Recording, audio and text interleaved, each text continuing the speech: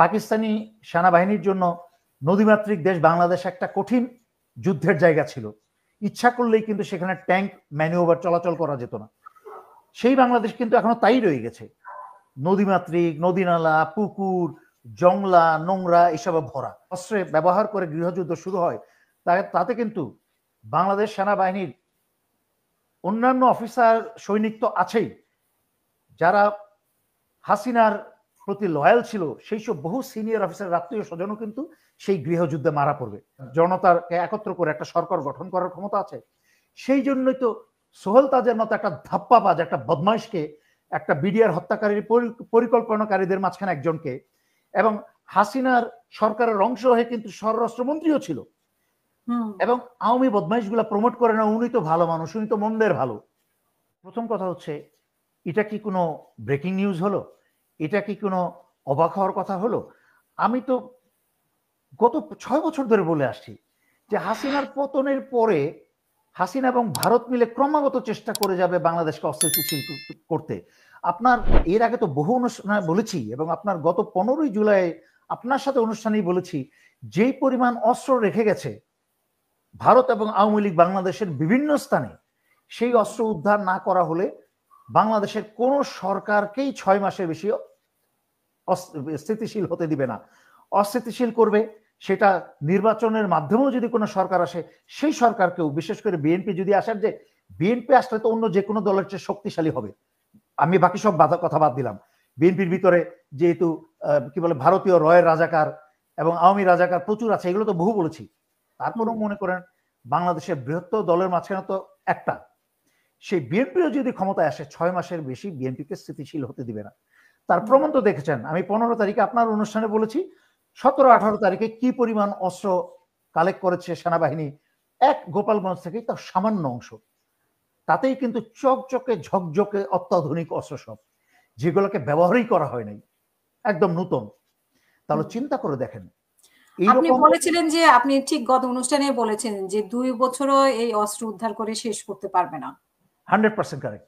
কারণ আমি কেন বলেছি, আমি কিন্তু বাংলাদেশের অন্যান্য আপনাদের যাদের তথাকথিত ইউটিউবার আছে, যারা আছে, যাদের বাংলাদেশ সেনাবাহিনী সম্পর্কে কোনো ধারণাই নাই, সেখানে আমি ফিল্ড লেভেলে অ্যাজ এ মেজর, একজন ফিল্ড অফিসার হিসেবে পার্বত্য চট্টগ্রাম থেকে আরম্ভ করে 91-এর নির্বাচন, 96-এর নির্বাচন, 96-এর অস্ত্র উদ্ধার, এবং বসনিয়ার যুদ্ধে একটা খারাপ সময় বিভিন্ন জায়গায় কিন্তু সরজমিনে থেকে সশরীরে অভিজ্ঞতার মাধ্যমে যতগুলা কথা বলি, এবং আল্লাহর রহমতে সেনাবাহিনীতে আপনি আওয়ামী ছাড়া এবং বাংলাদেশ সেনাবাহিনীর সিনিয়র এবং জুনিয়র যে অফিসার আমাকে চেনে, তাদেরকে জিজ্ঞেস করতে পারেন আমার সম্পর্কে, আমি কেমন অফিসার ছিলাম, কোন মানের অফিসার ছিলাম, আলহামদুলিল্লাহ।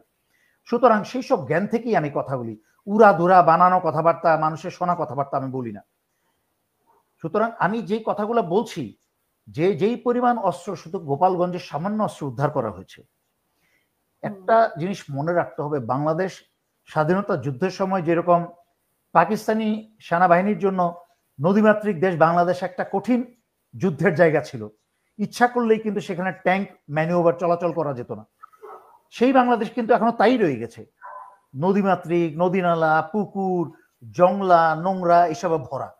আপনাকে গত অনুষ্ঠানে একটা বলেছি না, যে একটা টোকাই মগবাজারের ময়লার যে স্তূপ জমে আছে, সেই স্তূপের থেকে অস্ত্র বের করে রয়েছে, একটা ময়লার স্তূপ থেকে। সারা বাংলাদেশে আওয়ামী সন্ত্রাসীদের অস্ত্র সারা বাংলাদেশ জুড়ে আছে। সেই ভারত বাংলাদেশ সীমানার থেকে আরম্ভ করে বাংলাদেশের ঢাকা শহরের কেন্দ্রে পর্যন্ত হাজার হাজার হাজার হাজার জায়গায় এরকম শত শত অস্ত্রের ভান্ডার আছে। সমগ্র সশস্ত্র বাহিনী এবং অন্যান্য প্যারামিলিটারি ফোর্স মিলে আন্তরিকতার সাথে খুঁজে একটা অস্ত্রের পাহাড় উদ্ধার করতে পারে, যেটা দিয়ে গৃহযুদ্ধ, যেটা না করলে বাংলাদেশে গৃহযুদ্ধ সেটা দিয়ে শুরু হবে, এবং সেটা দিয়ে শুধু বাংলাদেশের সাধারণ জনগণ মারা যাবে না, সেটা দিয়ে ডক্টর ইউনূসের আত্মীয় স্বজনও মারা যাবে। কারণ ডক্টর ইউনূস তুনার মেয়ের কাছে আমেরিকায় চলে যাবে, ডক্টর ইউনূসের উপদেষ্টারা, এনজিওর প্রধানরা, তারাও তো সবাই বেশিরভাগই যুক্তরাষ্ট্র এবং ইউরোপের পাসপোর্টধারী, তারাও বিদেশে চলে যাবে। এবং ইতিমধ্যে যারা এনসিপির ছাত্র নেতা বনেছেন, তারাও কয়েকজন ডানে বামে কাগজপত্র দেশ ছাড়ার ব্যবস্থা করে ফেলেছে। তার মানে বর্তমানে সেনাবাহিনীর যারা সিনিয়র অফিসার আছেন, আমি গত 6 বছর ধরে আমি বারবার বাংলাদেশ সেনাবাহিনীতে কোরআন হাতে নিয়ে যে শপথ পাঠ করেছিলেন সবাইকে আমি অনেকবার স্মরণ করিয়ে দিয়েছি, তাদের ভিতরে যেন মনুষ্যবোধ এবং ইমান যেন ফিরে আসে নারাদায়ের ভিতরে, যে আমরা কিসের শপথ গ্রহণ করলাম, আল্লাহর কোরআন হাতে নিয়ে আর আমরা করছি কি। এবং তাতে কিন্তু অনেকের বিবেক উদয় হয়েছিল, আলহামদুলিল্লাহ তারই প্রতিফলন কিন্তু আমরা 5ই আগস্ট দেখতে পেরেছি। তা না হলে কিন্তু বাংলাদেশে লক্ষ লক্ষ হত্যা হতো। সেই একইভাবে আবার সেই বিবেক উদয় করে দিতে চাই, বাংলাদেশে যদি ভারতের এবং আওয়ামীদের রেখে যাওয়া অস্ত্রে ব্যবহার করে গৃহযুদ্ধ শুরু হয়, তাতে কিন্তু বাংলাদেশ সেনাবাহিনীর অন্যান্য অফিসার সৈনিক তো আছেই, যারা হাসিনার প্রতি লয়াল ছিল সেই সব বহু সিনিয়র অফিসার আত্মীয় স্বজনও কিন্তু সেই গৃহযুদ্ধে মারা পড়বে। মূল কথা, একটা গৃহযুদ্ধের খারাপ পরিণতি যা হয়, ভালো মন্দ সকল পক্ষের, সকল দলের, সকল ধর্মের, ধনী গরিব সকল ধরনের মানুষ মারা পড়বে এবং দেশটা একটা অতল গহ্বরে চলে যাবে যদি অস্ত্র উদ্ধার না হয়। অস্ত্র উদ্ধার যদি না হয়, বারবার করে ওয়ার্নিং দিচ্ছি। ডক্টর ইউনূস যেহেতু উনি গ্রামীণের শক্তি অর্জনে এবং মুনাফা অর্জনে এবং তার রাজত্ব প্রসারে ব্যস্ত এই বেঈমান ডক্টর ইউনূস, সুতরাং ডক্টর ইউনূসের দেশ নিয়ে কোনো মাথা ব্যথা নাই, ওনার উপদেষ্টাদেরকে বারবার বলার পরেও তাদেরও কোনো মাথা ব্যথা নাই। কারণ সবাই, আমি আগেও ব্যাখ্যা করেছি, বারবার ব্যাখ্যা করে সময় নষ্ট করতে চাই না, কেউই কাজ করছে না, সবাই মনে করছে টাইম পাস করি, সময় আসলে যেন আস্তে করে সরে যেতে পারি, কখনো যদি হাসিনা চলে আসে তাহলে যেন বলতে পারি আমরা তো কিছু করি নাই। এই যে দেখেন, আমরা শুধু চেয়ারে বসতে বলেছিল, চেয়ারে বসেইছিলাম, আমি আওয়ামীর বিরুদ্ধে কিছু করিনি, আপনার বিরুদ্ধেও কিছু বলিনি। সুতরাং এগুলা বলে পার হবে না। আগেও ব্যাখ্যা করেছি কেন আওয়ামী লীগ আসতে পারবে না। হাসিনা কোনো, আওয়ামী লীগ কোনো পরবর্তী নেতৃত্ব তৈরি করে যায় নাই, তাই হাসিনা সরকারের আসার আর কোনো সম্ভাবনা নাই বললেই চলে। একমাত্র আল্লাহ নিশ্চয়তা দিয়ে কোনো কিছু বলতে পারেন, আর কারো ক্ষমতা নাই, তাই আমি নিশ্চয়তা দিয়ে 100% বলে করার। তবে একটা সাধারণ বিবেক বুদ্ধিতে যা বলে, পৃথিবীর কোনো স্বৈরাচারী কোনো নেতৃত্ব পরবর্তী নেতৃত্ব তৈরি করে যায় নাই এবং হাসিনাও তাই করে নাই। তাই হাসিনাকে আবার সরকারে ফিরে আসার সম্ভাবনা নাই বললেই চলে। তারপরে কি থাকে, আওয়ামী লীগের যেসব চোর সন্ত্রাসবাদ ধর্ষক নেতা নেত্রী আছে, তারা কি কখনো একটা জনতাকে একত্র করে একটা সরকার গঠন করার ক্ষমতা আছে? সেই জন্যই তো সোহেল তাজের মতো একটা ধাপ্পাবাজ, একটা বদমাইশকে, একটা বিডিআর হত্যাকারীর পরিকল্পনাকারীদের মাঝখানে একজনকে, এবং হাসিনার সরকারের অংশ হয়ে কিন্তু স্বরাষ্ট্রমন্ত্রীও ছিল, এবং আওয়ামী বদমাইশগুলা প্রমোট করে না, উনি তো ভালো মানুষ, উনি তো মন্দের ভালো।